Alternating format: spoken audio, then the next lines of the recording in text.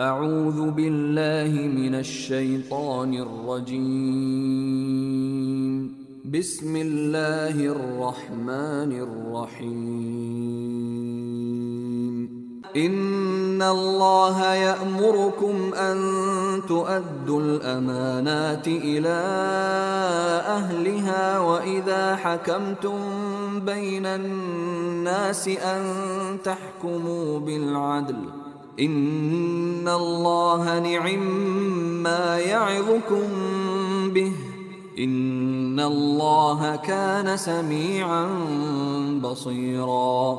يا أيها الذين آمنوا أطيعوا الله وأطيعوا الرسول وأولي الأمر منكم، فإن تنازعتم في شيء فردوه إلى الله والرسول إن كنتم تؤمنون بالله واليوم الآخر، ذلك خير وأحسن تأويلا.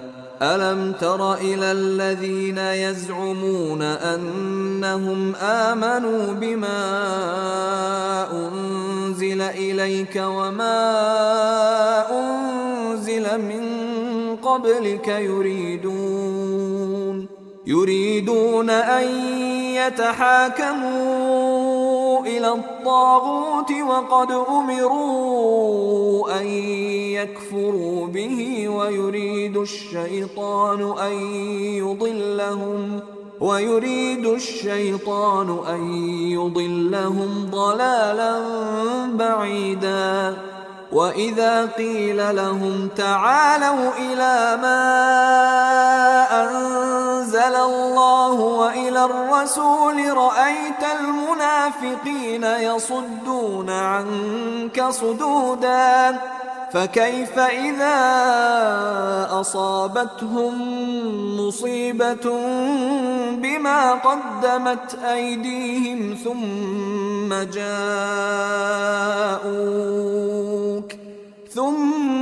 جاءوك يحلفون بالله إن أردنا إلا إحسانا وتوفيقا.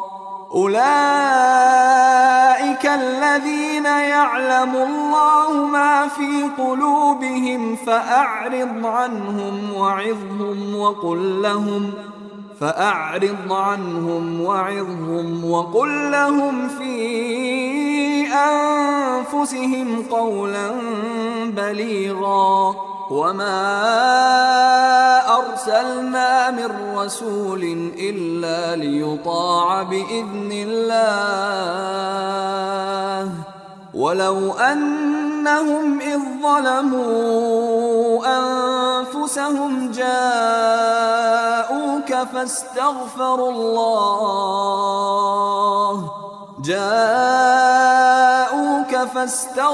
الله واستغفر لهم الرسول لوجدوا الله توابا رحيما.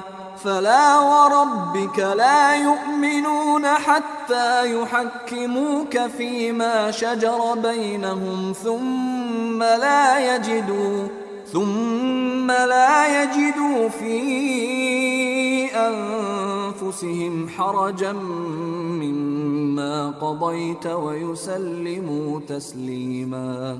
ولو أنا كتبنا عليهم أن اقتلوا أنفسكم أو اخرجوا من دياركم ما فعلوه إلا قليل منهم ولو أنهم فعلوا ما يوعظون به لكان خيرا لهم وأشد تثبيتا. وإذا لآتيناهم من لدنا أجرا عظيما ولهديناهم صراطا مستقيما. ومن يطع الله والرسول فأولئك مع الذين أنعم الله عليهم فأولئك مع الذين أنعم الله عليهم من النبيين والصديقين والشهداء والصالحين وحسن أولئك رفيقا ذلك الفضل من الله وكفى بالله عليما. اعوذ باللہ من الشیطان الرجیم. بسم اللہ الرحمن الرحیم. الحمدللہ رب العالمین والصلاة والسلام علی نبیہ الصادق الامین محمد وآلہ وصحبہ اجمعین برحمتک یا ارحم الراحمین. السلام علیکم ورحمۃ اللہ وبرکاتہ. کل تک ہم نے سورہ نساء کی آیت نمبر 57 کا مطالعہ کیا تھا. آج آیت نمبر 58 سے آگے بڑھیں گے. اعوذ باللہ من الشیطان الرجیم. بسم اللہ الرحمن الرحیم. بے شک اللہ تمہیں حکم دیتا ہے کہ تم امانتیں ان کے حقداروں کو واپس کر دو، اور جب تم لوگوں کے درمیان فیصلہ کرو تو انصاف کے ساتھ فیصلہ کرو. بے شک اللہ تمہیں بہت ہی اچھی بات کی نصیحت کرتا ہے. بے شک اللہ خوب سننے والا، خوب دیکھنے والا ہے. سب سے پہلے ہم اس آیت کو لیں گے، آیت نمبر 58 کو، جس میں امانت ادا کرنے کا حکم دیا گیا ہے، اور ہم یہاں دیکھیں گے کہ امانتیں کون کون سی ہیں جن کی ادائیگی کا حکم دیا ہے.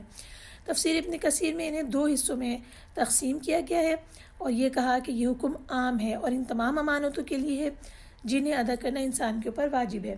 ایک طریقے کی امانتیں وہ جن کا تعلق حقوق اللہ سے ہے، جیسے صلاۃ، زکوٰۃ، صوم، کفارہ، نذر اور اس طرح کے امور جو کہ انسان بندے کا اپنے رب کے ساتھ وعدہ ہے. یہ بھی امانت ہے. اور اس کے بعد وہ امانتیں ہیں جو انسان ایک دوسرے کے پاس رکھ دیتے ہیں. حقوق العباد کے معاملے میں جو امانتیں اللہ تعالیٰ نے انسان کے اوپر رکھی ہیں، اسی طرح عورت کے لیے شوہر کا مال وہ بھی اس کے لیے امانت ہے. اور اسی طرح آپس کے حقوق جو ہیں انسانوں کے وہ بھی امانت ہیں.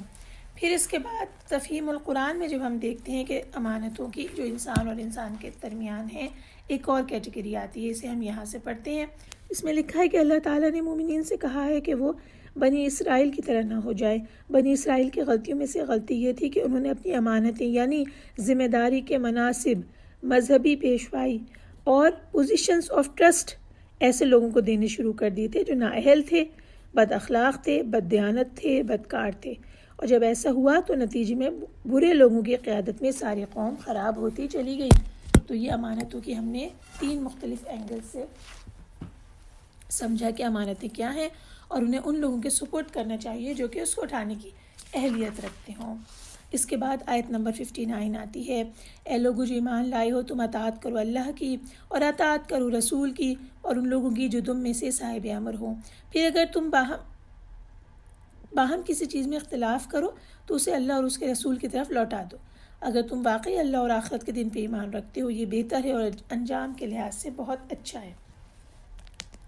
اس میں اللہ کی اطاعت اور رسول کی اطاعت، اور اس کے بعد تیسرے نمبر کے اوپر امیر کی اطاعت کا حکم دیا گیا ہے. اللہ اور رسول کی اطاعت کے بارے میں ہمیں علم ہے.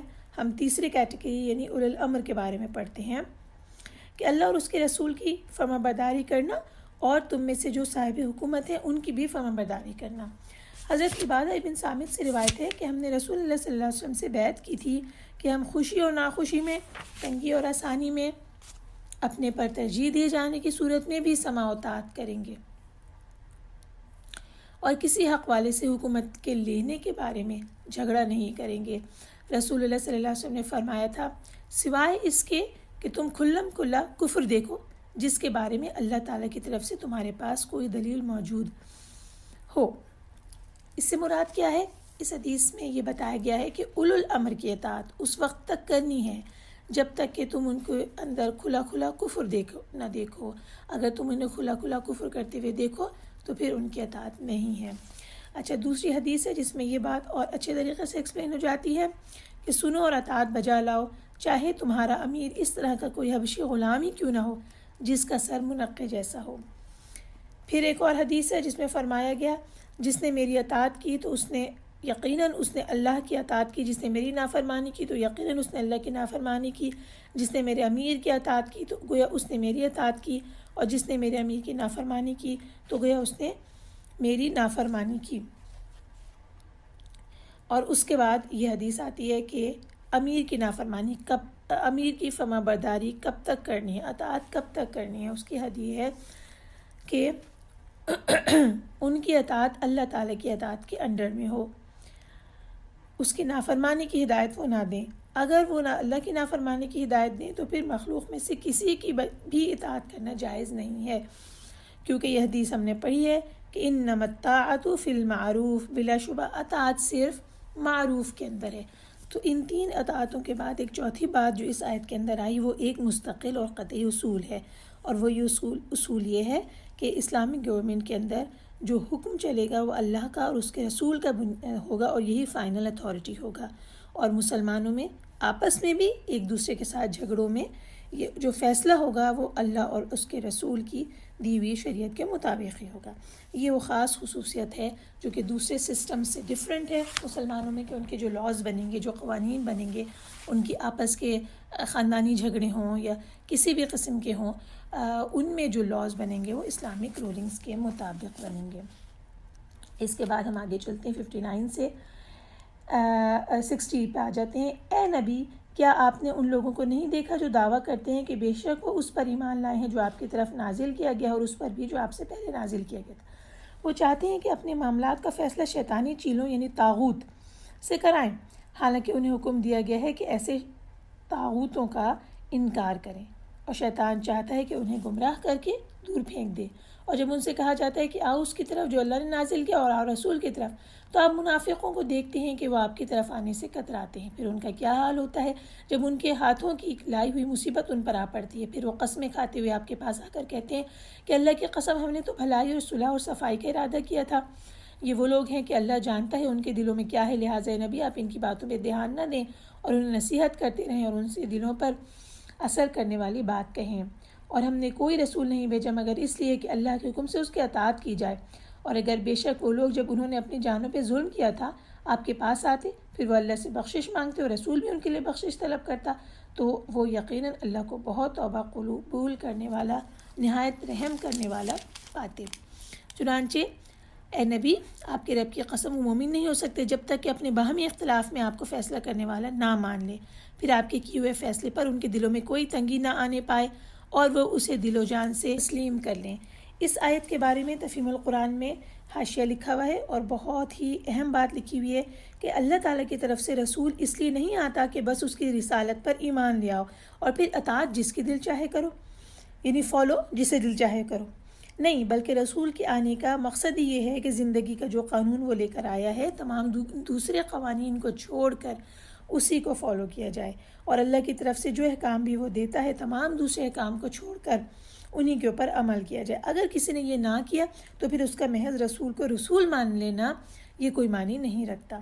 اور پھر انہوں نے کہا کہ اس آیت کا حکم کہ یہ جب تک کہ آپ رسول اللہ صلی اللہ علیہ وسلم کے فیصلے کو اپنے دل سے تسلیم نہ کریں، اس آیت کا حکم صرف اس زمانے تک ہی نہیں تھا جب رسول اللہ صلی اللہ علیہ وسلم موجود تھے، بلکہ یہ حکم قیامت تک کے لیے ہے.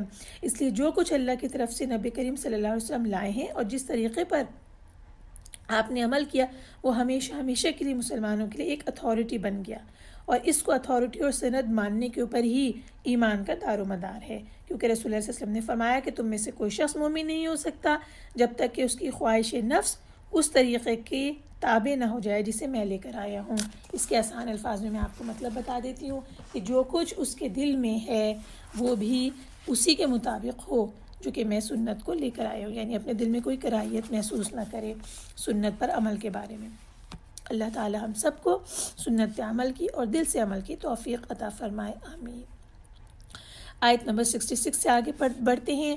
اور اگر بے شک ہم ان پر فرض کرتے تھے کہ تم اپنے آپ کو قتل کرو یا تم اپنے گھروں سے نکلو تو ان میں سے چند ایک کے سوا کوئی بھی یہ کام نہ کرتا، اور اگر بے شک وہ مان لیتے جس کی انہیں نصیحت کی جاتی ہے تو یہ ان کے لیے بہتر اور زیادہ ثابت قدمی کا باعث ہوتا، اور تب ہم ضرور انہیں اپنی طرف سے بہت بڑا اجر دیتے، ہم ضرور انہیں سیدھے راستے پر چلاتے.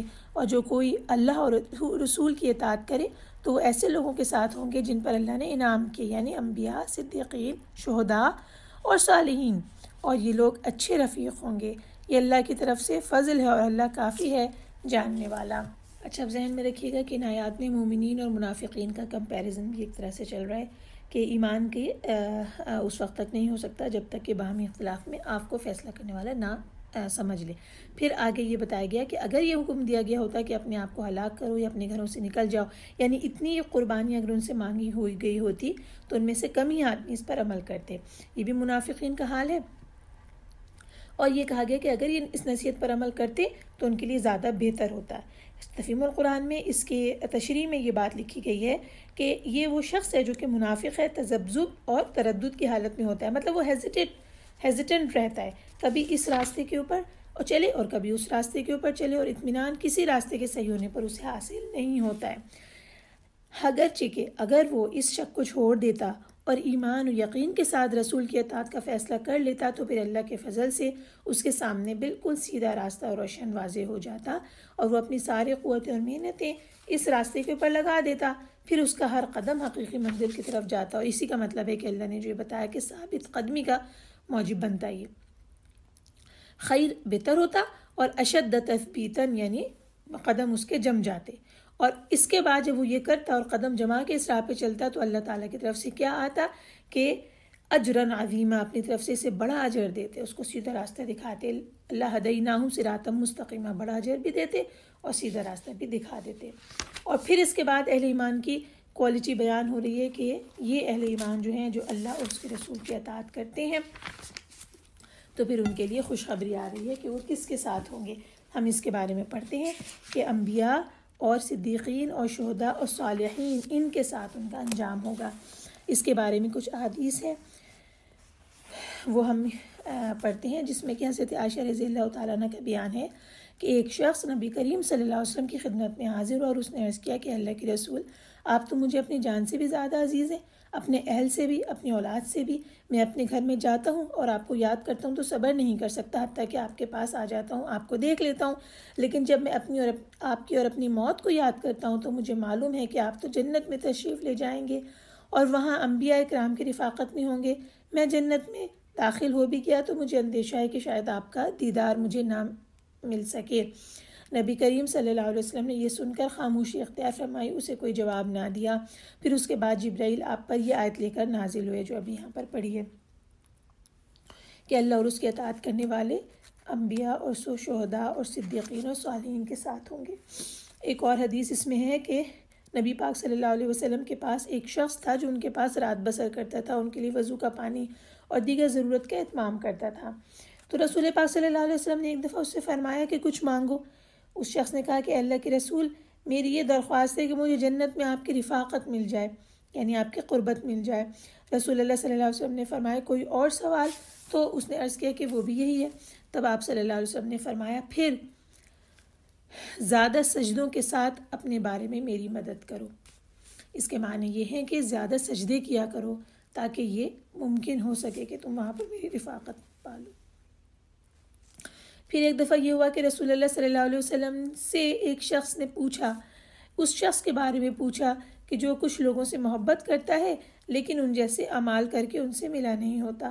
تو رسول اللہ صلی اللہ علیہ وسلم نے فرمایا المرء مع من احب، آدمی اسی کے ساتھ ہوگا جس سے محبت کرے۔ اس حدیث کو سننے کے بعد حضرت انس یہ بیان کرتی ہیں کہ ہمیں کسی اور چیز سے اس قدر خوشی نہیں ہوتی جتنی خوشی اس حدیث کے سننے سے ہمیں ہوئی۔ ہم یہ دعا کرتے ہیں کہ اللہ تعالیٰ ہمیں نبی پاک صلی اللہ علیہ وسلم کی محبت عطا کرے اور پھر ہمیں ان کا ساتھ عطا فرمائے، آمین، اور ہمیں اطاعت کی توفیق عطا فرمائے۔ اس کے بعد ہم آیت نمبر انشاءاللہ 71 سے آگے چلیں گے۔ اے لوگو جو ایمان لائے ہو، تم اپنے بچاؤ کا سامان کر لو، پھر تم الگ الگ دستوں کی شکل میں یا اکٹھے ہو کر نکلو، اور بے شک تم میں سے کوئی ایسا بھی ہے جو نکلنے میں ضرور دیر کر دیتا ہے۔ پھر اگر تم پر کوئی مصیبت آئے تو وہ کہتا ہے اللہ نے مجھ پہ بڑی مہربانی کی کہ میں ان کے ساتھ موجود نہیں تھا، اور اگر تمہیں اللہ کا فضل ملے تو وہ جیسے تمہارے اور اس کے درمیان کوئی دوستی نہ ہو ضرور کہے گا کاش میں ان کے ساتھ ہوتا، پھر میں بڑی کامیابی حاصل کرتا۔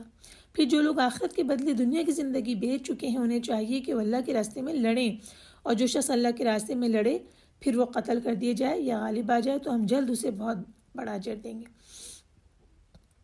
اے لوگو تمہیں کیا ہو گیا ہے کہ تم اللہ کے راستے میں کمزور مردوں، عورتوں اور بچوں کی خاطر نہیں لڑتے، جو کہتے ہیں اے ہمارے رب ہمیں اس بستی سے نکال کہ اس کے باشندے ظالم ہیں، اور ہمارے لیے اپنی طرف سے کوئی حمایتی بھیج، اور ہمارے لیے اپنی طرف سے کوئی مددگار بھیج۔ جو لوگ ایمان لائے اور اللہ کی راہ میں لڑتے ہیں، اور جن لوگوں نے کفر کیا وہ طاغوت کی راہ میں لڑتے ہیں، چنانچہ تم شیطان کے ساتھیوں سے لڑو، بے شک شیطان کی چال بڑی کمزور ہے۔ اے نبی کیا آپ نے ان لوگوں کو نہیں دیکھا جن سے کہا گیا تھا کہ تم لڑائی سے اپنے ہاتھ روکے رکھو اور صلاح قائم کرو، زکوٰۃ دو؟ پھر جب ان پہ جنگ فرض کر دی گئی تو ان میں سے ایک گروہ کافر لوگوں سے اس طرح ڈرنے لگا جس طرح اللہ سے ڈرنا چاہیے، یا وہ اس سے بھی بڑھ کر خوف زدہ تھا، اور وہ کہنے لگے اے ہمارے رب تو نے ہم پر جنگ فرض کیوں کی؟ تو نے ہمیں کچھ مدت تک مہلت کیوں نہ دی؟ کہہ دیجیے دنیا کا فائدہ تھوڑا ہے اور آخرت بہتر ہے اس شخص کے لیے جس نے تقوی اختیار کیا، اور تم پر دھاگے برابر بھی ظلم نہیں کیا جائے گا۔ تم جہاں کہیں بھی ہوگے موت تمہیں پالے گی، خواہ تم مضبوط قلعوں میں ہو، اور اگر انہیں کوئی بھلائی ملے تو کہتے ہیں کہ یہ اللہ کی طرف سے، اور اگر انہیں کوئی تکلیف پہنچے تو کہتے ہیں کہ یہ آپ کی طرف سے۔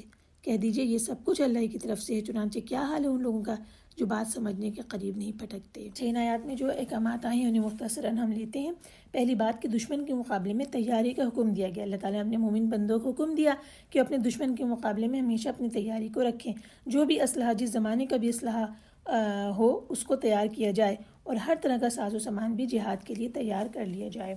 اور اس کے بعد جو منافقین تھے وہ جہاد سے پیچھے رہتے تھے، اور یہ ان کے نفاق کی ایک علامت تھی، یہ بتایا گیا۔ پھر اس کے بعد یہ ترغیب دی گئی کہ کمزور جو مومن بندے ہیں ان کی مدد کرو جہاد کے ذریعے سے۔ اللہ تعالیٰ نے اپنے مومن بندوں کو ترغیب دی کہ وہ اس کی راہ میں جہاد کریں اور ان کمزور مردوں عورتوں اور بچوں کو مکے سے نکالنے میں مدد کریں جو وہاں رہنے کی وجہ سے اکتا گئے ہیں۔ خاص کر یہ اس زمانے کے لیے نازل حکم تھا اس کا، اور اس کے بعد یہ حکم عام ہو گیا کہ اس جگہ پہ جہاں پر کمزور مسلمانوں پہ ظلم ہو رہا ہوگا وہاں سے انہیں نکالنا، ان کی مدد کے لیے جانا مسلمانوں کے لیے واجب ہو گیا۔ اس کے بعد جو لوگ جہاد کی فرضیت کو پسند نہیں کرتے تھے ان کے بارے میں ملامت آئی ہے، اور یہ بھی منافقین تھے کہ صلاح زکوٰۃ وہاں تک کا جب حکم تھا تو وہ آرام سے ادا ہو رہا تھا، تو انہوں نے کہا ٹھیک ہے، لیکن جب جہاد کا حکم آیا تو پھر ان کے لیے گراں گزرنے لگا۔ اللہ تعالیٰ نے ہمیں یہ بات بتائی ہے کہ اور پھر اس کے بعد انہیں اس بات سے کراہیت آنے لگی کہ جب ہم جہاد میں جائیں گے تو ظاہر بات ہے کہ اپنی موت کو دعوت دینا ہے، یہ موت کو آواز دینا ہے، تو اس وجہ سے یہ کہا کرتے تھے کہ اگر ہم نہ جائیں تو ہم بچ جائیں گے۔ اللہ تعالیٰ نے یہ بات بتا دی کہ جہاں کہیں بھی آپ ہوں گے، مضبوط قلعوں میں بھی ہوں گے، تو جو موت لکھی ہوئی ہے وہ آ کر ہی رہے گی، اور کوئی چیز موت کو ٹال نہیں سکتی، لہٰذا جہاد کرو یا نہ کرو موت کا تو وقت مقرر ہے اور اپنے وقت پر وہ آ کر رہے گی۔ تم چاہے کتنے ہی بڑے بڑے قلعوں کے اندر اپنے آپ کو پکا مضبوط کر لو، لیکن موت تمہیں لے لے گی۔ اور اس کے بعد وہ یہ کہا کرتے منافقین کہ جب بھی کوئی مشکل وقت پڑ جاتا ان کے اوپر اور کوئی نقصان آ جاتا تو کہتے کہ یہ تو رسول کی کو فالو کیا تھا، ان کی بات کو مانا تھا، اس وجہ سے یہ نقصان آیا ہے۔ اللہ تعالیٰ نے کلیئرلی یہ بات بتا دی کہ جو بھی آپ کو فائدہ پہنچتا ہے وہ اللہ تعالیٰ کی طرف سے پہنچتا ہے، اور جو آپ کو نقصان پہنچتا ہے وہ اپنے اعمال کی وجہ سے، یعنی آپ کی اپنے گناہوں کے سبب سے پہنچتا ہے۔ سورہ شورا میں بھی یہی بات آئی ہے آیت نمبر 30 میں، اور جو مصیبت تم پر آئی ہے سو تمہارے ہی ہاتھوں کی کمائی ہے، اور وہ بہت سے گناہ تو معاف کر دیتا ہے۔ اور اب ہم 79 سے 87 تک کا ترجمہ پڑھیں گے۔ اے انسان تجھے جو بھی بھلائی ملے وہ اللہ کی طرف سے، اور تجھے جو بھی تکلیف پہنچے تیری اپنی طرف سے ہے، اور اے نبی ہم نے آپ کو لوگوں کے لیے رسول بنا کر بھیجا ہے، اللہ بطور گواہ کافی ہے۔ جس نے رسول کی اطاعت کی چنانچہ اس نے اللہ کی اطاعت کی، اور جس نے منہ موڑا تو ہم نے آپ کو ان پہ نگہبان بنا کر نہیں بھیجا۔ اور منافق کہتے ہیں کہ ہمارا کام تو فرما برداری ہے، پھر جب وہ آپ کے پاس سے اٹھ کر جاتے ہیں تو رات کو ان کا ایک گروہ اس بات کے خلاف جوڑ توڑ کرتا ہے جو وہ آپ سے کہتے ہیں، اور اللہ لکھ لیتا ہے جو وہ رات کو سازش کرتے ہیں، چنانچہ آپ انہیں جانے دیں اور اللہ پر بھروسہ کریں، اور اللہ کارساز کے طور پر کافی ہے۔ کیا پھر وہ قرآن میں غور فکر نہیں کرتے؟ اور اگر یہ اللہ کے سوا کسی اور کی طرف سے ہوتا تو وہ یقیناً اس میں بہت کچھ اختلاف پاتے، اور جب ان کے پاس کوئی امن یا خوف کی خبر آتی ہے تو اسے مشہور کر دیتے ہیں، حالانکہ اگر وہ اسے رسول اور اپنے ہی میں سے کسی ذمہ دار حاکم کے حوالے کر دیتے تو ایسی باتوں کی تہہ تک پہنچنے والے اس کی حقیقت جان لیتے، اور اگر تم پر اللہ کا فضل اور اس کی رحمت نہ ہوتی تو چند ایک کے سوا تم ضرور شیطان کے پیچھے لگ جاتے۔ چنانچہ اے نبی آپ اللہ کی راہ میں لڑیں، آپ کو اپنی ذات کے سوا کسی کا ذمہ دار نہیں بنایا گیا، اور آپ مومنوں کو لڑائی پر آمادہ کریں۔ امید ہے کہ اللہ ان لوگوں کو لڑائی سے روک دے جنہوں نے کفر کیا ہے، اور اللہ لڑائی میں بہت سخت ہے اور سزا دینے میں بہت سخت ہے۔ جو کوئی اچھی سفارش کرے گا اسے بھی اس کا کچھ حصہ ملے گا، اور جو کوئی بری سفارش کرے گا اسے بھی اس کا کچھ حصہ ملے گا، اور اللہ ہر چیز پر نگہبان ہے۔ اور جب تمہیں سلام کیا جائے تو تم اس سے اچھا جواب دو یا وہی الفاظ لوٹا دو، بے شک اللہ ہر چیز کا خوب حساب لینے والا ہے۔ اللہ کے سوا کوئی معبود برحق نہیں، وہ ضرور تمہیں قیامت کے دن اکٹھا کرے گا جس کے آنے میں کوئی شک نہیں، اور بات کہنے میں اللہ سے زیادہ کون سچا ہے۔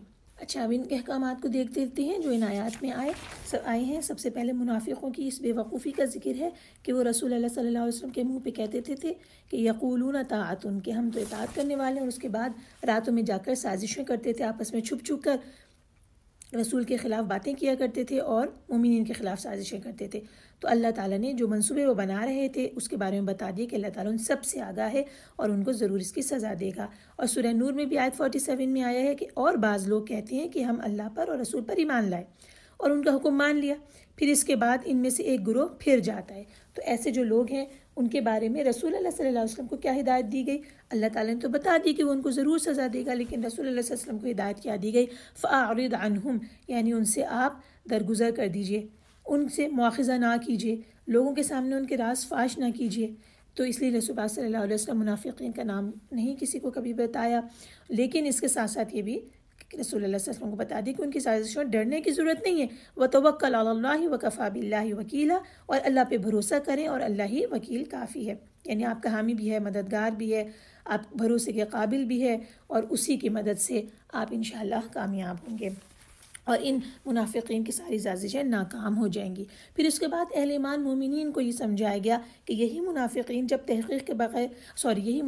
جب افواہیں اور خبر پھیلاتے تھے اور مومنین تحقیق کے بغیر اس کے اوپر یقین کر لیتے اور اسے مزید آگے بیان کر دیتے، تو اللہ تعالیٰ نے بتا دیا کہ کوئی بھی خبر ایسی ہے تو اسے آپ کو اپنے اعتماد کے آدمی تک پہنچانا ہے، لوگوں میں نہیں پھیلانا ہے۔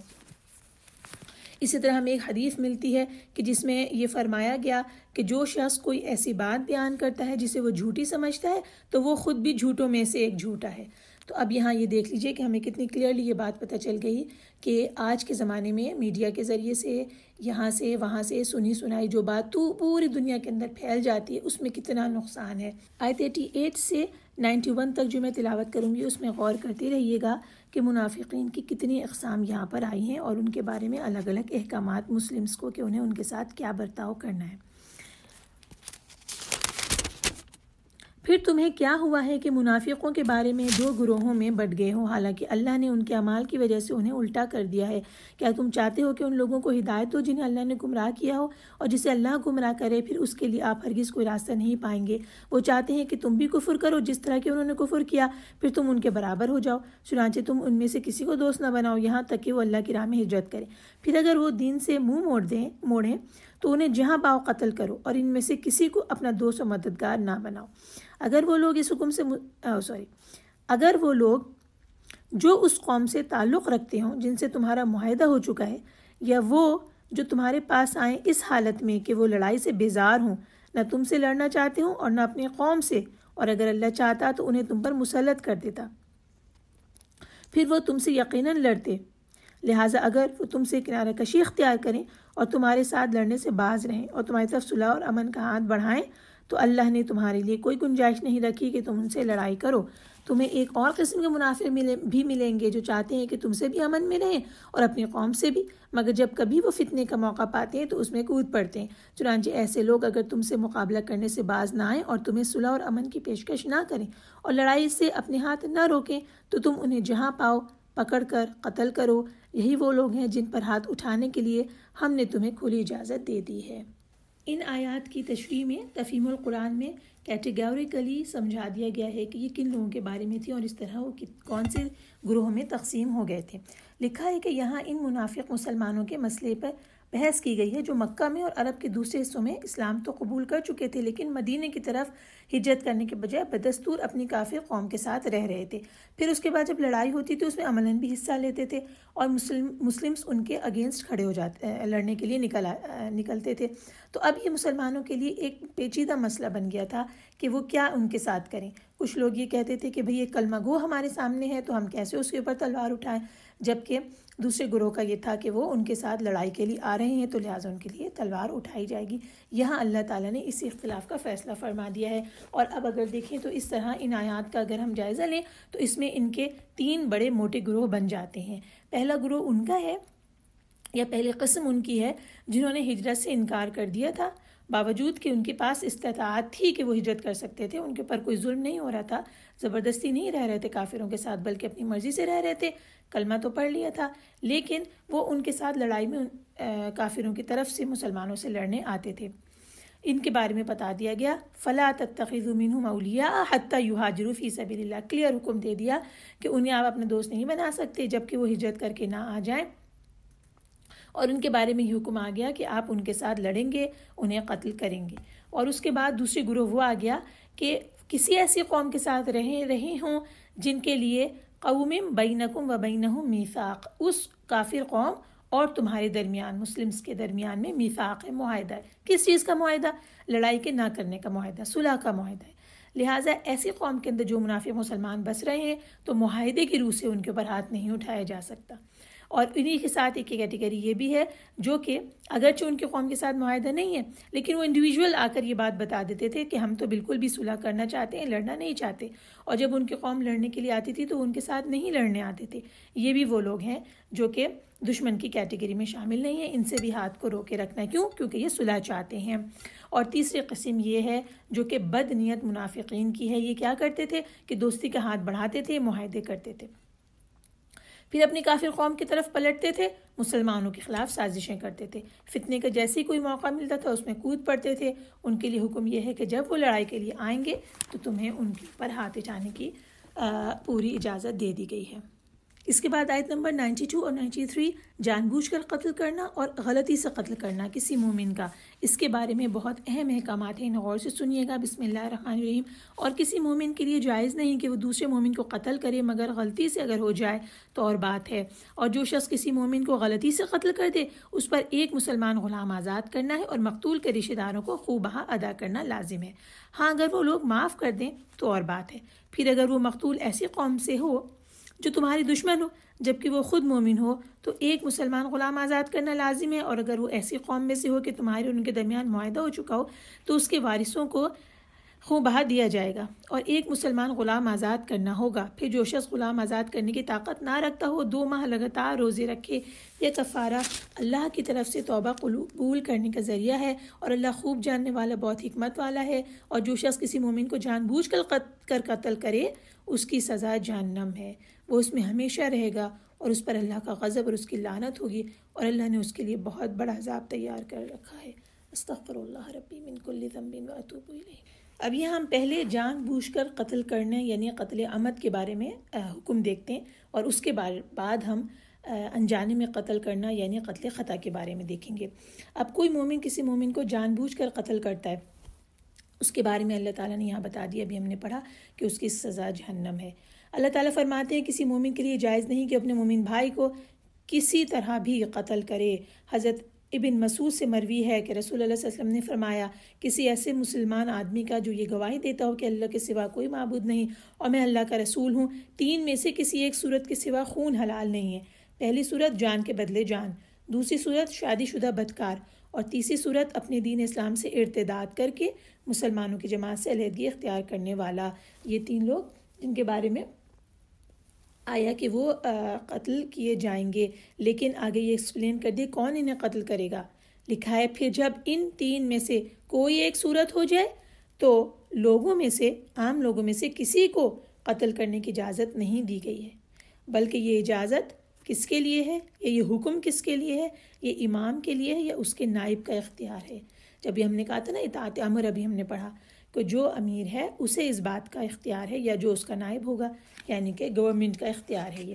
تو یہ تو قتل جان بوجھ کر مومن کو قتل کرنے والا، اس کے بارے میں آ گیا۔ اب ہم لوگ قتل خطا کے بارے میں پڑھتے ہیں کہ غلطی سے کسی شخص سے کسی مسلمان شخص کا قتل ہو گیا، تو سب سے پہلے ہم یہ دیکھتے ہیں کہ اس میں 2 کام اس نے کرنے ہوں گے۔ ایک تو کفارہ ادا کرنا ہوگا اور دوسرا اسے دیت دینی ہوگی۔ کفارہ جو ہے وہ ایک کبیرہ گناہ کا اس سے ارتکاب ہوا ہے، لہٰذا اس غلطی سے توبہ کا ذریعہ جو ہے وہ کفارہ بنے گا، اور دیت جو ہے وہ مقتول کے گھر والوں کو ادا کرنی ہوگی، کیونکہ اس نے ایک جان کا نقصان کیا ہے، چاہے غلطی سے ہی کیا ہے لیکن ایک جان کا نقصان کیا ہے۔ اور دیت کیا ہے؟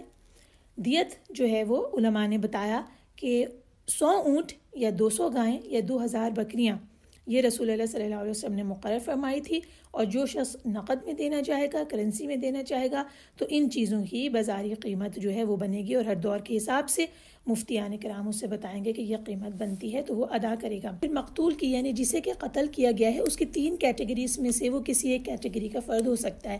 اگر وہ مقتول مسلم قوم میں سے تھا تو پھر یہ جو قاتل ہے اسے ایک کفارے کے طور پر ایک مومن غلام کی گردن کو آزاد کرانا ہوگا، غلامی سے آزاد کرانا ہوگا، اور دوسری چیز اس کے وارثوں کو دیت دینی ہوگی۔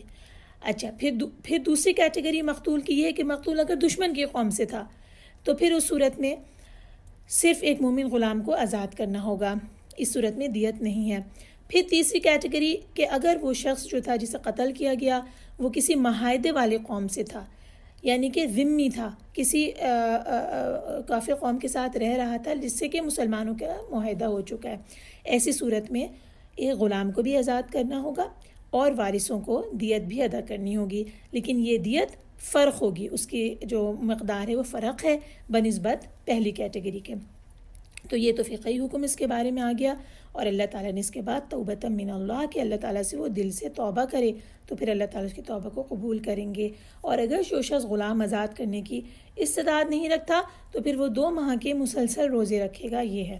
اور 2 ماہ کے مسلسل روزے اس طرح کہ ان میں ایک بھی درمیان میں ناغہ نہیں آئے، گیپ نہیں آئے، اگر ایک بھی گیپ آ گیا تو پھر دوبارہ سے 60 دنوں کی لگاتار تعداد اسے مکمل کرنی ہوگی۔ اللہ کے پاس مومن کی جان کی حرمت کعبے سے زیادہ حرمت والی چیز ہے، اور اسے آج کے زمانے میں کس قدر ہلکا سمجھ لیا گیا ہے۔ اس کے بعد ہم 93 آیت سے آگے پڑھتے ہیں، لوگوں جو ایمان لائے ہو جب تم اللہ کے راستے میں نکلو تو تحقیق کر لیا کرو، اور جو شخص تمہیں سلام کرے تو اس کے متعلق یہ نہ کہو کہ تم مومن نہیں، تم دنیاوی زندگی کا سامان چاہتے ہو تو اللہ کے پاس تمہارے لیے بہت سے مال غنیمت ہیں، تم اس سے پہلے خود بھی اس حالت میں مبتلا رہ چکے ہو، پھر اللہ نے تم پر احسان کیا، لہٰذا معاملے کی تحقیق کر لیا کرو، بے شک تم جو عمل کرتے ہو اللہ اس سے خوب باخبر ہے۔ کسی عذر کے بغیر پیچھے بیٹھ رہنے والے مومن اور اللہ کی راہ میں اپنے مالوں اور اپنی جانوں کے ساتھ جہاد کرنے والے برابر نہیں ہو سکتے۔ اللہ نے اپنے مالوں اور اپنی جانوں کے ساتھ جہاد کرنے والوں کو پیچھے بیٹھ رہنے والوں پر مرتبے میں فضیلت دی ہے، اور اللہ نے سب سے بھلائی کا وعدہ کیا ہے، اور اللہ نے مجاہدین کو پیچھے بیٹھ رہنے والوں کے مقابلے میں بہت بڑا اجر دیا ہے۔ ان کے لیے اللہ کی طرف سے درجے ہیں اور بخشش اور رحمت ہے، اور اللہ بہت بخشنے والا نہایت رحم کرنے والا ہے۔ اچھا، ان آیات میں پتہ چلا کہ سلام کرنا اسلام کی علامت ہے، اور جو شخص تم کو سلام کرے اس سے یہ نہ کہو کہ تم مومن نہیں ہے۔ یہ بات ایک جنرل حکم کے طور پہ ہمیں پتہ چل گئی، اور ایک واقعہ ہے جس کے کو بیان کیا جاتا ہے ان آیات کی شان نزول کے طور پر۔ واقعہ یہ ہے کہ حضرت ابن عباس کی روایت بیان ہوتی ہے کہ رسول اللہ صلی اللہ علیہ وسلم نے ایک سریہ روانہ فرمایا، اس میں مقداد بن اسود بھی تھے۔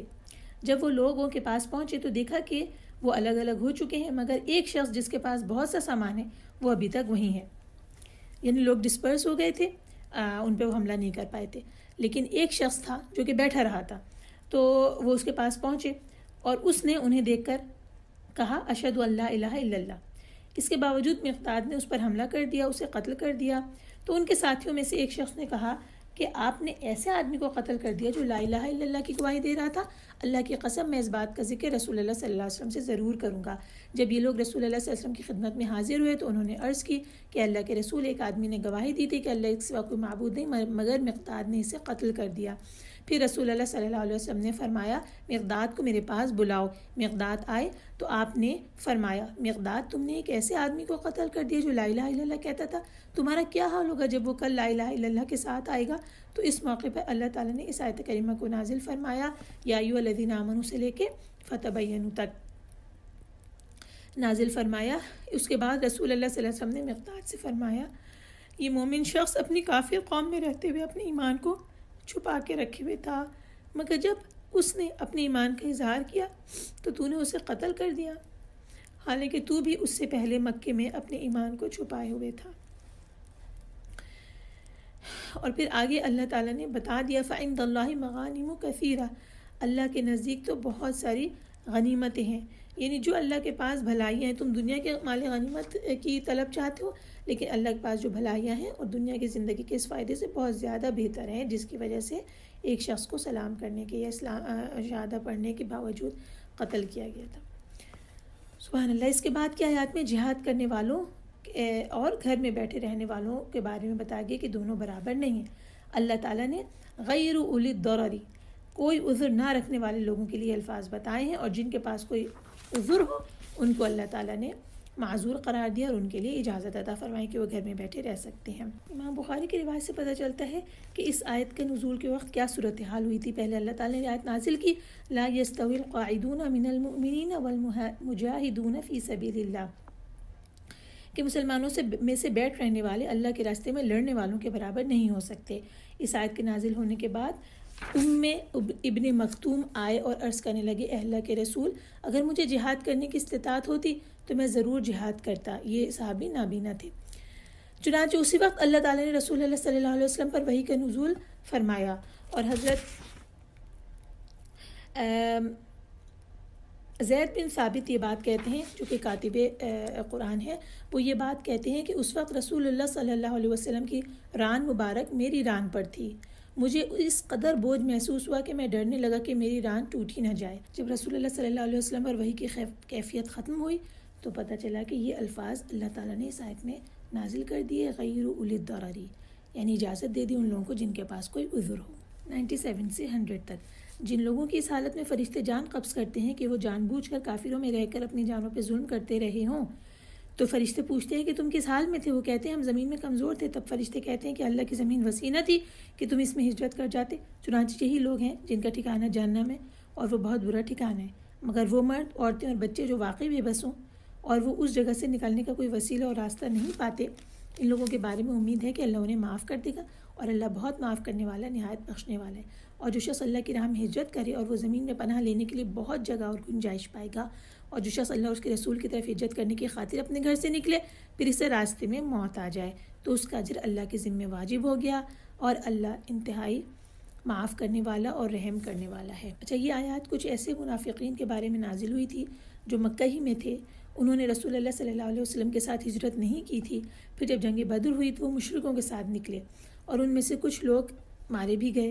تب یہ والی آیت کریمہ ان کے بارے میں نازل ہوئی، اور پھر اس کا حکم جو ہے وہ عام ہے، بعد میں ہر ایک کے لیے عام ہے کہ ہر وہ شخص جو کہ قدرت کے باوجود ہجرت نہ کرے، جبکہ وہ جس جگہ رہ رہا ہو وہاں پہ اسلام کے اصولوں کے مطابق زندگی گزار نہ سکے اور اقامت دین کے لیے کوشش نہ کر رہا ہو، تو اس صورت میں وہ اپنی جان کے اوپر خود ظلم کر رہا ہوگا۔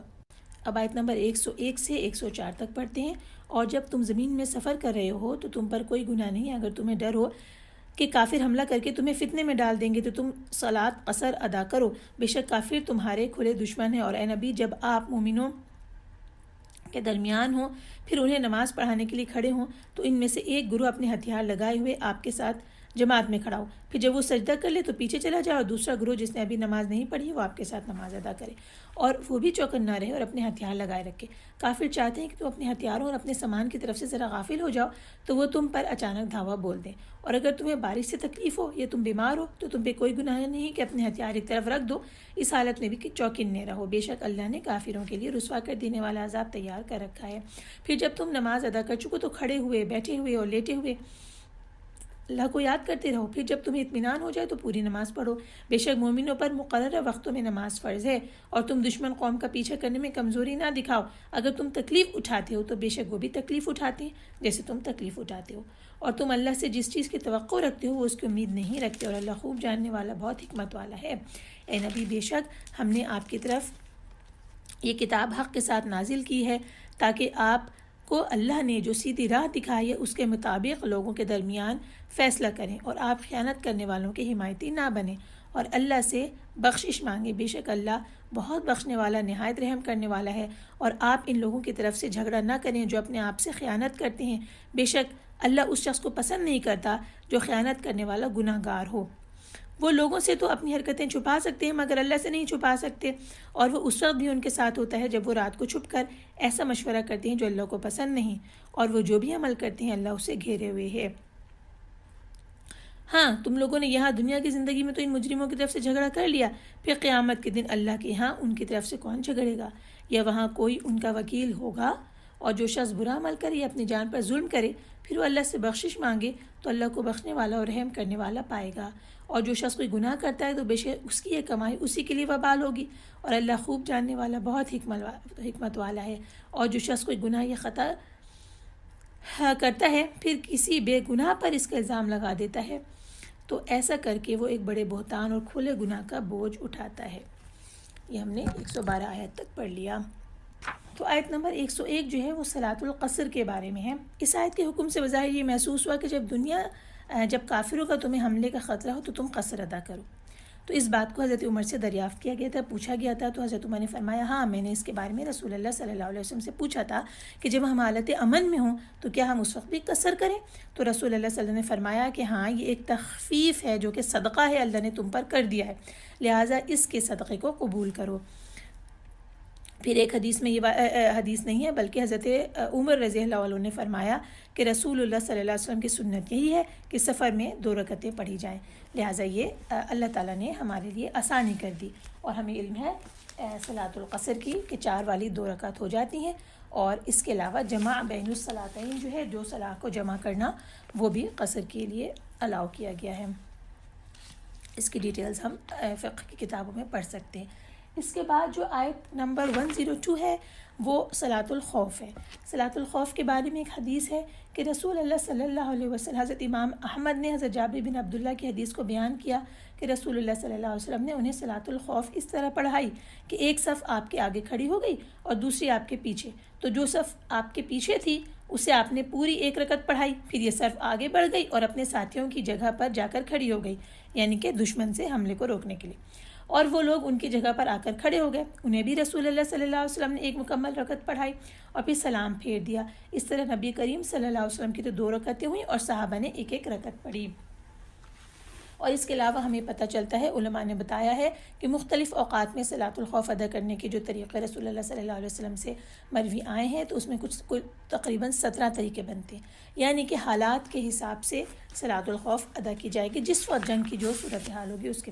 تو جب حالت جنگ میں صلاح ادا کروائی دی گئی اور اس کو قضا کرنے کی اجازت نہیں دی گئی تو اور کون سے ایسے حالات ہو سکتے ہیں جس کے لیے ہم یہ عذر رکھتے ہیں کہ ہم گھر جا کر قضا صلاۃ ادا کر لیں گے؟ تمام نمازوں کو ان کے اوقات میں ہی پڑھنا ضروری ہے، تبھی وہ ادا ہوں گی، ورنہ وہ ادا نہیں ہوں گی۔ اس کے بعد توبہ اور استغفار کی ترغیب آئی ہے، جس میں یہ ہے کہ جو شخص کوئی برا کام کر بیٹھے یا اپنے حق میں ظلم کر لے، اللہ سے مغفرت مانگے تو اللہ تعالیٰ کو بخشنے والا اور مہربان پائے گا۔ تو رسول اللہ صلی اللہ علیہ وسلم سے حدیث ہے کہ جو مسلمان کوئی گناہ بھی کر بیٹھے پھر وضو کر کے 2 رکعت صلاۃ ادا کرے اور اللہ سے اس گناہ کی معافی مانگے تو اللہ تعالیٰ اسے معاف کر دیتا ہے۔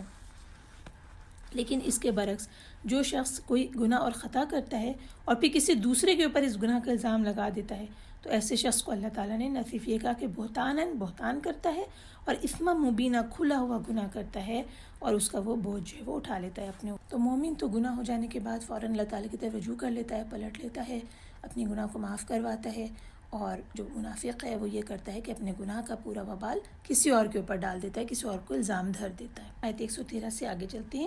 اور اگر آپ پر اللہ کا فضل اور اس کی رحمت نہ ہوتی تو لوگوں کے گروہ نے یقیناً ارادہ کر لیا تھا کہ وہ آپ کو بہکا دے، اور وہ اپنے آپ کے سوا کسی کو نہیں بہکاتے اور وہ آپ کو ذرا بھی نقصان نہیں پہنچا سکتے، اور اللہ نے آپ پر یہ کتاب اور حکمت نازل کی ہے اور آپ کو وہ کچھ سکھایا ہے جو آپ نہیں جانتے تھے، اور آپ پر اللہ کا فضل بہت زیادہ ہے۔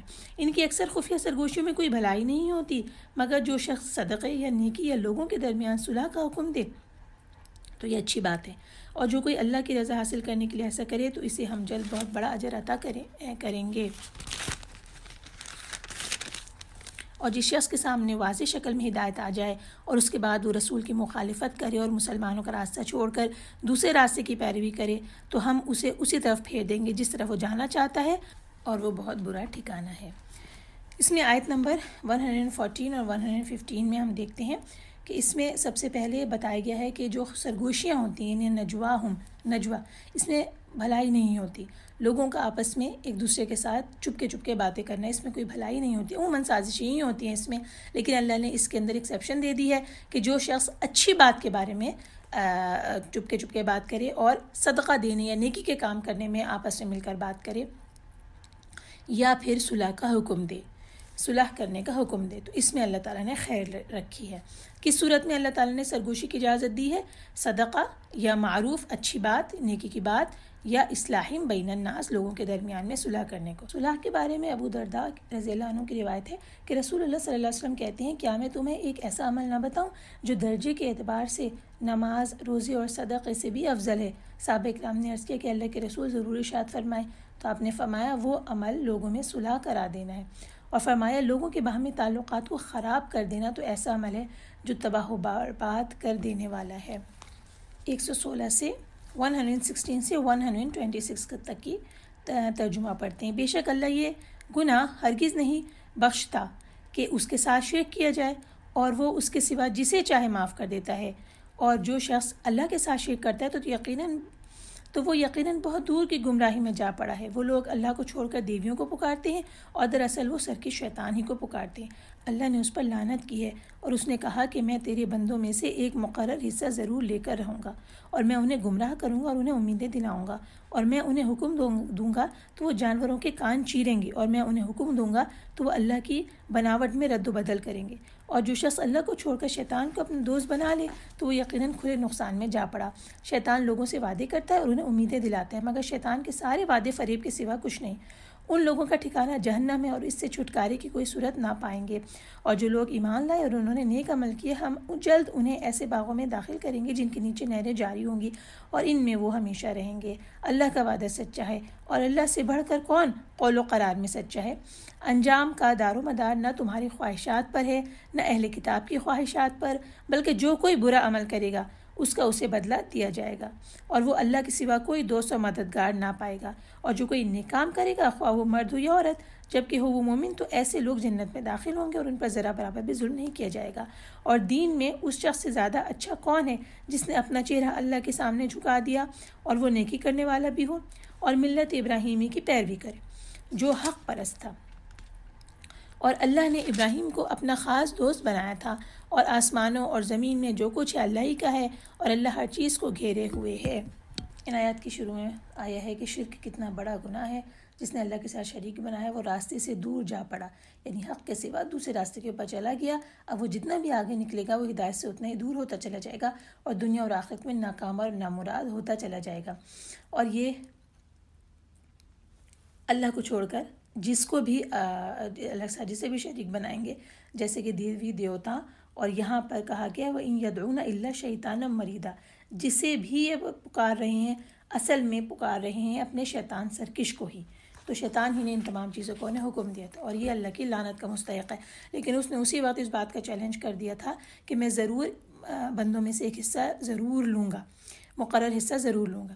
اب اس مقرر حصے کو لینے کے لیے جو چیزیں کرے گا وہ اللہ تعالیٰ نے ہمیں یہاں پہ بیان کر دی، جن سے کہ ہمیں بچ کر رہنا اور کانشیس رہنا ہے، کہ اس نے کہا ادلنہم گمراہ کرتا رہوں گا، اصل راستے سے بھٹکاتا رہوں گا، وَلَأُمَنِّيَنَّهُمْ امیدیں دلاتا رہوں گا۔ امید کے بھی ڈیٹیلز بہت لمبی ہیں کہ دنیا کے اندر مختلف چیزوں کی امیدیں دلاتا ہے۔ توبہ کو بھی ترک کرنے کے لیے وہ امید ہی دلاتا رہتا ہے کہ ابھی وقت ہے تم توبہ کر لینا، اور وہ دیر کرتا رہتا ہے انسان۔ اور اپنے نفس کے بارے میں بھی انسان بہت سارے فریب اور بہت سارے دھوکوں میں مبتلا رہتا ہے، جو کہ امیدیں ہوتی ہیں شیطان کی طرف سے۔ اور اس کے بعد کہا کہ میں انہیں حکم دوں گا تو وہ جانوروں کے کان چیریں گے۔ جانوروں کے کان چیر کر کیا کرتے تھے کہ لوگ انہیں بحیرہ یا صاحبہ یا وسیلہ ہونے کی علامت قرار دیتے تھے، یہ سب انہوں نے نام مقرر کیے ہوئے تھے، اور پھر ان جانوروں سے کوئی بھی فائدہ نہیں اٹھا سکتا تھا، اور انہیں وہ چھوڑ دیتے تھے۔ تو یہ شرک کا ایک طریقہ تھا۔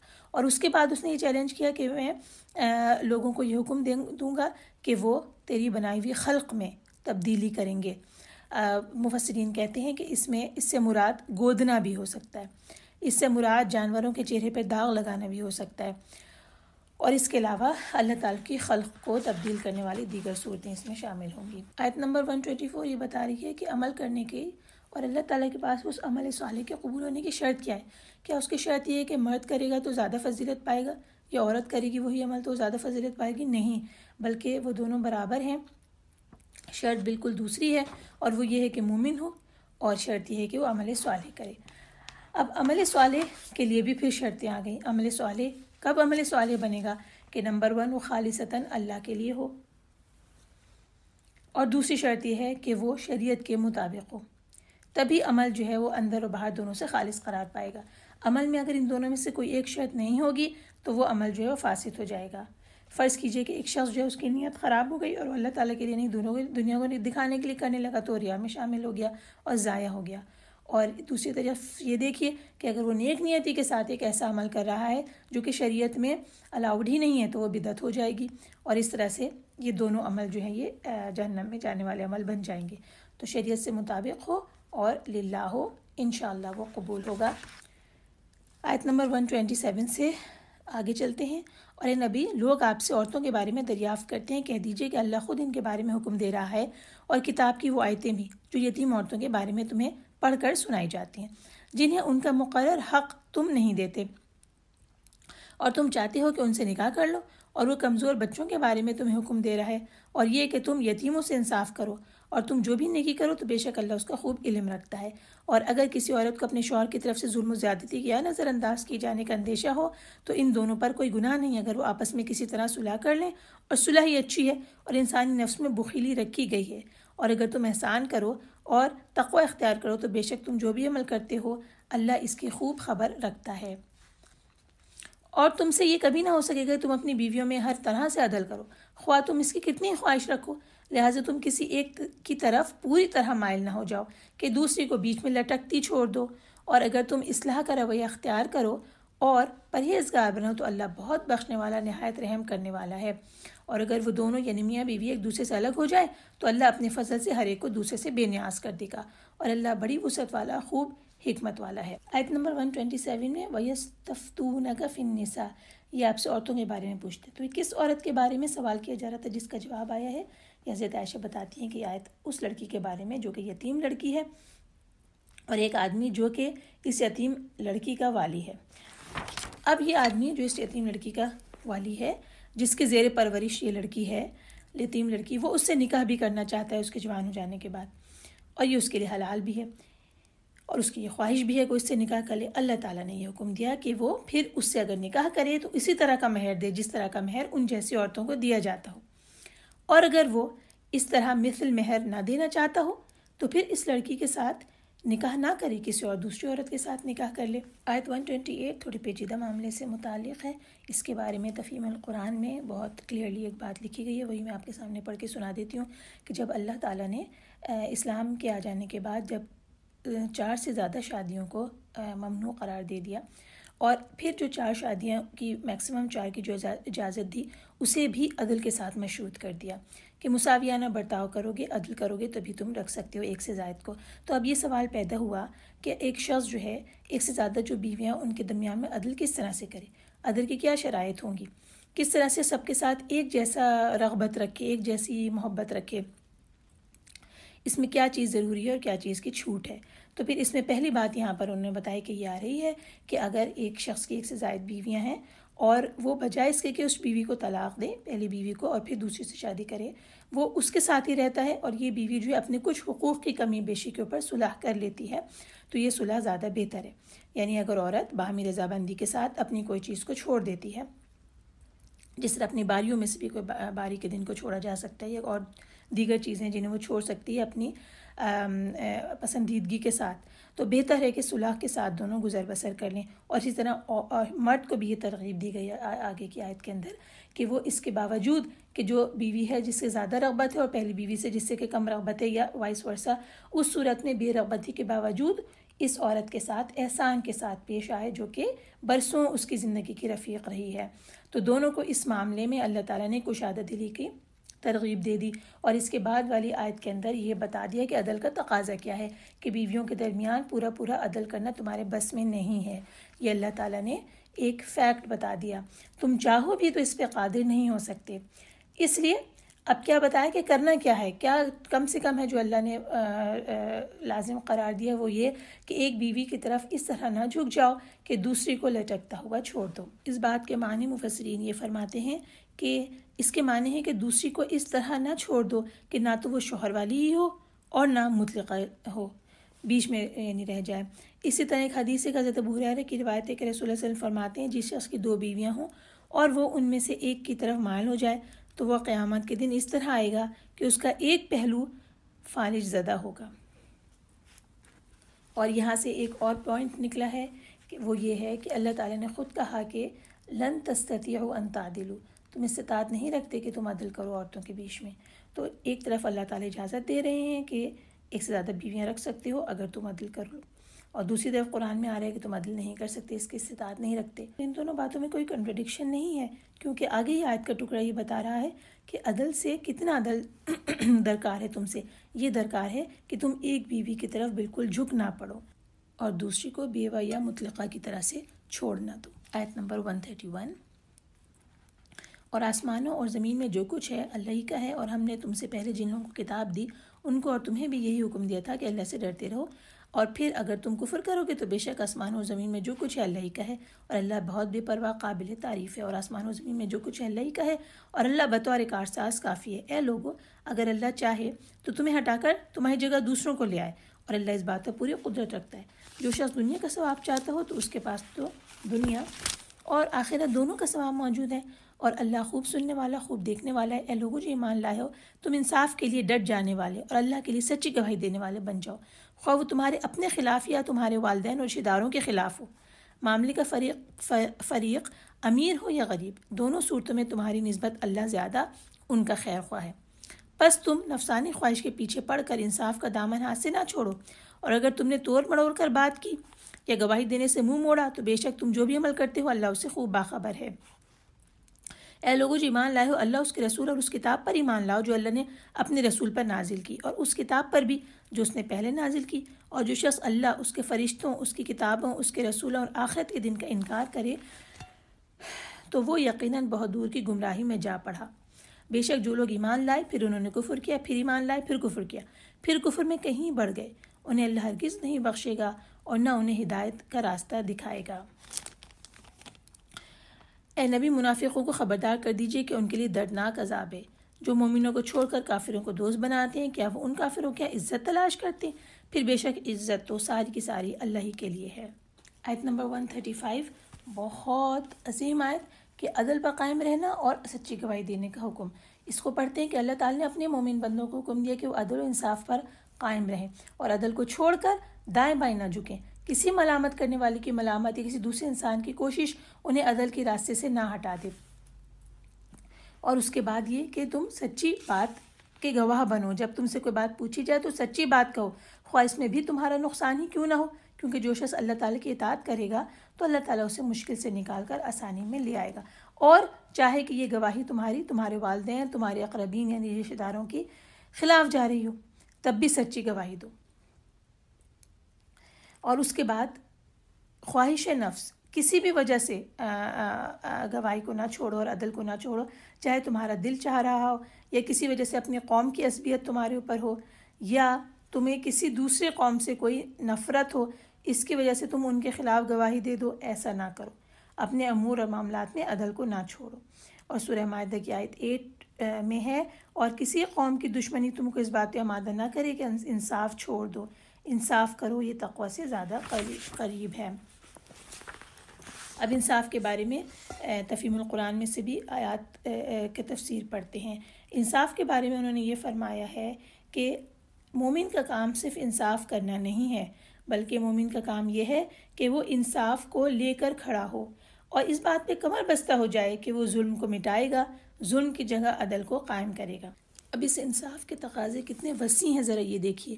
جب ملک کے سربراہ کا کام عدل قائم کرنا ہے تو ہمارا کام ایسا سربراہ چننا ہے جو عدل کا نظام قائم کرے. خاندان کے اندر اگر خاندان میں انصاف کا قائم کرنا بزرگوں کا کام ہے، بڑے لوگوں کا کام ہے عدل سے فیصلے کرنا، تو ہمارا یہ کام ہے کہ ان بزرگوں کو سمجھائیں، ظلم و زیادتی سے روکیں. اپنا وزن حق کے پلڑے کے اندر ڈالیں، ظلم پر خاموشی اختیار نہیں کریں، اور پھر جس جگہ کے اوپر ہم خود اپنے خاندانوں کے اندر انصاف سے فیصلہ کرنے کی اہلیت میں ہوں، پوزیشن میں ہوں، تو اس صورت میں رشتے ناتوں میں کہیں ایک طرف جھک کر کسی کے اوپر ظلم نہ کر دیں، اپنی کسی مفاد کی وجہ سے یا اپنے پیاروں کے مفاد کی وجہ سے، اپنے فیملی کے مفاد کی وجہ سے، سسرال میکے کی حالات کی وجہ سے ایسا نہ ہو کہ ہم ظلم کرنے والے بن جائیں۔ تو کلیئرلی قرآن میں یہ بات آتی ہے کہ آپ کا جو فیصلہ ہے وہ عدل سے قریب ہو، تبھی وہ تقوی سے قریب ہوگا۔ آیت 140 سے 147 تک۔ اور اس نے اس کتاب میں تمہارے لیے نازل کیا ہے کہ جب تم سنو کہ اللہ کی آیت کا انکار کیا جا رہا ہو یا ان کا مذاق اڑایا جا رہا ہو تو تم ان کی مجلس میں نہ بیٹھو، یہاں تک کہ وہ اس کے علاوہ کسی اور بات میں مشغول ہو جائیں، ورنہ تم بھی اس وقت یقیناً انہی جیسے ہوگے۔ بے شک اللہ منافقوں اور کافروں سب کو جہنم میں جمع کرنے والا ہے۔ وہ لوگ تمہارے انجام کا انتظار کرتے رہتے ہیں، پھر اگر تمہیں اللہ کی طرف سے فتح حاصل ہو تو کہتے ہیں کیا ہم تمہارے ساتھ نہ تھے، اور اگر کافروں کو کچھ غلبہ ملے تو ان سے کہتے ہیں کیا ہم تم پر غالب نہ آنے لگے تھے، اور کیا ہم نے تمہیں مومنوں سے نہیں بچایا۔ پھر قیامت کے دن اللہ ان کے درمیان فیصلہ کر دے گا، اور اللہ کافروں کو مومنوں کے خلاف ہرگز کوئی راستہ نہیں دے گا۔ بے شک منافقین اللہ کو دھوکہ دیتے ہیں، مگر حقیقت یہ ہے کہ اللہ نے انہیں دھوکے میں ڈال رکھا ہے، اور جب وہ نماز کے لیے کھڑے ہوتے ہیں تو دل سے نہ چاہتے ہوئے لوگوں کو دکھانے کے لیے کھڑے ہوتے ہیں، اور وہ اللہ کو بس تھوڑا ہی یاد کرتے ہیں۔ وہ کفر اور ایمان کے درمیان ڈانوا ڈولیں، نہ پورے اس طرف نہ پورے اس طرف۔ اور اے نبی، جسے اللہ گمراہ کرے آپ اس کے لیے ہرگز کوئی راہ نہیں پائیں گے۔ اے لوگوں جو ایمان لائے ہو، مومنوں کو چھوڑ کر کافروں کو دوست نہ بناؤ۔ کیا تم چاہتے ہو کہ اللہ کو اپنے خلاف کھلی حجت دے دو؟ بے شک منافقین دوزخ کے سب سے نچلے طبقے میں جائیں گے، اور وہاں آپ ان کے لیے ہرگز کوئی مددگار نہیں پائیں گے سوائے ان لوگوں کے جنہوں نے توبہ کی اور اپنی اصلاح کر لی اور تھام لیا اللہ کے دین کو، اور اپنا دین اللہ کے لیے خالص کر لیا، تو ایسے لوگ مومنوں کے ساتھ ہوں گے، اور اللہ مومنوں کو بہت جلد بہت بڑا اجر عطا کرے گا۔ اگر تم شکر کرو اور ایمان لے آؤ تو اللہ تمہیں عذاب دے کر کیا کرے گا، اور اللہ بڑا قدردان خوب جاننے والا ہے۔ آیت نمبر 140 میں ایک بہت واضح حکم آ رہا ہے کہ اللہ نے مومنوں کو یہ حکم دیا، اپنی کتاب میں اس حکم کو نازل کر دیا کہ جب تم کہیں یہ سنو کہ اللہ کی آیتوں کا انکار ہو رہا ہے، اللہ کی آیتوں کی ہنسی اڑائی جا رہی ہے، تو ان کے پاس بالکل مت بیٹھو جب تک کہ دوسری بات میں نہ لگ جائے۔ یعنی ممانعت کا حکم پہنچنے کے بعد اگر تم پھر بھی یہی کرو گے اور ان کے ساتھ بیٹھے رہو گے اور راضی رہو گے اس بات سے جہاں پر اللہ کی آیتوں کا انکار کیا جا رہا ہو، ان کی شان میں کمی کی جا رہی ہو، تو پھر کیا ہوگا؟ تم بھی ان کے اس گناہ میں برابر کے شریک ہو جاؤ گے۔ کہا یہ انکم اذا مثلہم، یقیناً تم ہی انہی کے جیسے ہوگے، یعنی گناہ کے اعتبار سے تمہارے میں اور ان میں کوئی فرق نہیں ہوگا۔ تو کلیئر یہ بات آئی کہ اس جگہ سے اٹھ جانا ہے۔ اب یہ حکم جو ہے عام ہو گیا، اور اس میں دیکھیں کہ زمانے اور وقت کے لحاظ سے یہ محفلوں کی انداز بدل جائے گا، چاہے یہ محفلیں آمنے سامنے بیٹھ کر ہوں، یا چاہے یہ محفلیں چیٹ روم کی صورت میں ہوں، یا یہ ٹیلی فون کنورسیشن کی صورت میں ہو۔ جس جگہ بھی اللہ کی آیتوں کا مذاق اڑایا جا رہا ہو، دین کا مذاق اڑایا جا رہا ہو، شاعر اسلام کا مذاق اڑایا جا رہا ہو، اور ہلکی پھلکی اور ہنسی کی باتیں اللہ اور رسول کے لیے خدا نخواستہ کی جا رہی ہوں ان کے احکام کے لیے، وہاں سے حکم کیا ہے کہ اٹھ جانا ہے۔ آیت نمبر 141 سے آگے جب ہم جاتے ہیں تو منافقین کی کچھ علامات آئیں کہ وہ کیا حرکتیں کیا کرتے تھے۔ وہ یہ کرتے تھے کہ فتح و نصرت جب مسلمانوں کو مل جاتی تو کہتے کہ ہم بھی تو تمہارے ساتھ تھے، اور ان سے محبتوں کا اظہار کرتے، اور جب کافروں کو فتح و نصرت مل جاتی تھی اور مسلمان مغلوب ہو جاتے تھے، وہ کافروں سے کہتے تھے کہ بھئی ہماری وجہ ہی سے تو تم کو یہ فتح ملی ہے، اس وجہ سے کہ ہم نے مسلمانوں کے ہاتھوں سے تمہیں بچا لیا ہے، کیونکہ ہم سیکریٹلی تمہاری مدد کرتے رہے ہیں، تو فوراً ان کے ساتھ شامل ہو جاتے تھے۔ اللہ تعالیٰ نے ان کے یہ جو حالات ہیں اندرونی حالات وہ بتا دیے، اور یہ بھی بتا دیا ہے کہ قیامت کے دن تمہیں یہ ساری باتیں کچھ فائدہ نہیں دیں گی، کیونکہ اس دن بھید ظاہر کر دیے جائیں گے، سینوں کے راز جو ہے اس دن افشا کر دیے جائیں گے۔ اور یہ سمجھتے تھے اس طرح کرنے سے کہ اللہ تعالیٰ کو دھوکہ دے رہے ہیں۔ اب اس کے آگے ان کی علامات آ رہی ہیں منافقین کی۔ ایک علامت یہ آئی کہ سلام سستی کرتے ہیں۔ کیسے سستی کرتے ہیں؟ دوسری علامت آئی کہ یہ تذبذب کا شکار رہتے ہیں، یعنی ہیزیٹیشن کرتے ہیں۔ اب ہم ان دونوں کے بارے میں پڑھیں گے۔ پہلی بات، صلاح کے اندر سستی کرنا۔ جب یہ کھڑے ہوتے ہیں تو سست اور کاہل ہو کے کھڑے ہوتے ہیں۔ سب سے بلند، سب سے اشرف، افضل، بہترین عمل صلاح، جس کے بارے میں ان کا یہ حال ہے کہ اس کو ادا کرنے کے لیے کھڑے ہو رہے ہیں تو بے حد سست اور کاہل ہو رہے ہیں، تو ظاہر سی بات ہے کہ بقیہ سارے دین کے احکامات جو ہیں اس کے لیے ان کے دل کا حال کیا ہوتا ہوگا۔ اور نبی پاک صلی اللہ علیہ وسلم نے یہ بیان فرما دیا، ایک حدیث ہے کہ منافقین پر سب سے بھاری نماز عشاء اور صبح کی نماز ہے، اور اگر انہیں معلوم ہو جائے کہ ان میں کس قدر اجر و ثواب ہے تو یہ ان میں ضرور شریک ہوں گے، خواہ گھٹنوں کے بل چلتے ہوئے آئیں۔ میں چاہتا ہوں کہ نماز کا حکم دوں اور اقامت کہی جائے، اور کسی دوسرے آدمی کو حکم دوں کہ وہ لوگوں کو نماز پڑھائے، پھر میں اپنے ساتھ کچھ ایسے لوگوں کو لے کر جاؤں جن کے پاس ایندھن کے گھٹے ہوں، چنانچہ جو لوگ نماز کے لیے نہ آئے ہوں تو ان کے گھروں کو آگ لگا دوں، آگ سے جلا دوں۔ اور رسول اللہ صلی اللہ علیہ وسلم نے اس لفظ کے ساتھ کہا، ان اثقل صلاۃ علی المنافقین صلاۃ العشاء و صلاۃ الفجر۔ کلیئر ہے یہ بات کہ جس کے اوپر یہ بھاری پڑ رہی ہے، اس کا مطلب ہے کہ نفاق دل میں موجود ہے۔ حضرت انس ابن مالک کی روایت رسول اللہ صلی اللہ علیہ وسلم فرماتے ہیں، تلک صلاۃ المنافقین، تلک صلاۃ المنافقین، تلک صلاۃ المنافقین، 3 دفعہ فرمایا کہ یہ منافقین کی نماز ہے، یہ منافقین کی نماز ہے، منافقین کی نماز ہے۔ آگے فرمایا کہ بیٹھ کر سورج کا انتظار کرتا رہتا ہے، حتیٰ کہ جب وہ شیطان کے دونوں سینگوں کے درمیان میں ہو جاتا ہے تو یہ کھڑے ہو کر 4 ٹھونگے مار لیتا ہے اور ان میں اللہ کا ذکر بہت کم کرتا ہے۔ اللہ تعالیٰ اس سے محفوظ رکھے ہمیں کہ ہم منافق جیسے صلاۃ ادا کریں۔ اللہ تعالیٰ ہمیں مومنین کے صلاۃ ادا کرنے کی توفیق دے جس میں خشوع و خضوع ہوتا ہے، آمین۔ دوسری علامت ان کی یہ آئی کہ یہ ہیزیٹنٹ ہوتے ہیں، تذبذب کا شکار ہوتے ہیں، مذبذبین بین ذالک۔ اچھا، اس کے بارے میں رسول اللہ صلی اللہ علیہ وسلم کی حدیث ہے کہ منافق کی مثال اس بکری کی سی ہے جو 2 ریوڑوں کے درمیان متردد ہوتی ہے، کبھی اس ریوڑ کی طرف آتی ہے اور کبھی اس کی طرف، اور نہیں جانتی کہ ان دونوں میں سے کس کے پیچھے لگے۔ ابھی دیکھیے کتنی کلیئر ہے یہ کہ اس کے دل کی کیفیت ہے منافق کی کہ وہ نہ اسلام کے اندر مکمل طور پہ داخل ہو رہا ہے اور نہ ہی خم ٹھونک کر یہ کہہ رہا ہے کہ بھئی میں کافر ہوں اور کافر کے ساتھ کھڑا ہو رہا ہے، بلکہ مذبذبین بین ذالک۔ اب ایسے لوگوں کا انجام کیا ہے؟ ان المنافقین فی الدرک الاسفل من النار۔ کچھ شک نہیں کہ منافق لوگ جہنم کے سب سے نچلے طبقے میں ہوں گے، انہیں شدید ترین سزا دی جائے گی اور کفر سے بھی زیادہ سزا دی جائے گی کہ وہ سب سے نچلے طبقے کے اندر ہوں گے۔ استغفر اللہ العظیم من کل ذنب واتوب الیہ۔ اللہم طہر قلوبنا من النفاق واعمالنا من الریاء والسنتنا من الکذب انک تعلم خائنۃ الاعین وما تخفی الصدور۔ وآخر دعوانا ان الحمد للہ رب العالمین۔ تو آج ہم نے سورہ نساء کی آیت نمبر 147 تک کی، 58 سے لے کے 147 تک کی، اور یہاں پر ہمارا 5واں پارہ یعنی والمحصنات ختم ہو گیا، اور انشاءاللہ کل لا یحب اللہ 6واں پارہ جو کہ آیت نمبر 148 سے شروع ہو رہا ہے، یہاں سے ہم ابتدا کریں گے انشاءاللہ، اور سورہ نساء کی اختتام ہوگا۔ السلام علیکم ورحمۃ اللہ وبرکاتہ۔